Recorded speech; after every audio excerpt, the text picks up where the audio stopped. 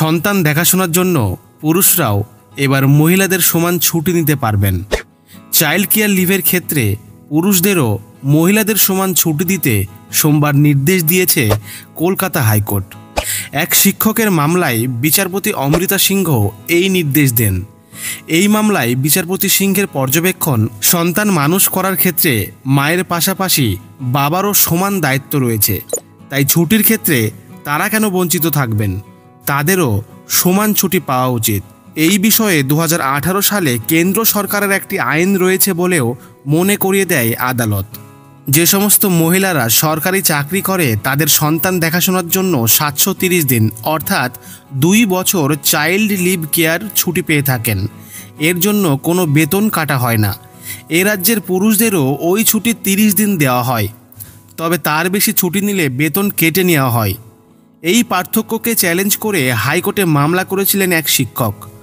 আদালত জানায় রাজ্যকে এই বিষয়ে পদক্ষেপ করতে হবে। আগামী 3 মাসের মধ্যে রাজ্যকে এই বিষয়ে নির্দেশিকা জারি করতে হবে। আদালত জানায় এইবার থেকে মহিলাদের সমান ছুটি পাবেন পুরুষরাও। আইনজীবী শামীম আহমেদ জানান, 90 দিনের মধ্যে রাজ্যের শিক্ষা ও অর্থ দপ্তরকে সন্তান পালনের জন্য পুরুষদের ছুটি নিয়ে নির্দেশিকা তৈরি করতে হবে, একথা জানিয়েছে আদালত। প্রসঙ্গত 2018 সালের কেন্দ্রীয় সরকার এক নির্দেশিকায় জানিয়েছিলেন মহিলাদের মতোই পুরুষরাও 730 দিন অর্থাৎ 2 বছরের ছুটি পাবেন, তবে কেবলমাত্র কেন্দ্রীয় সরকারি চাকুরি হলে এবং সিঙ্গেল প্যারেন্ট হলে এই সুবিধা পাবেন বলেই জানিয়েছিল প্রধানমন্ত্রী নরেন্দ্র মোদী সরকার।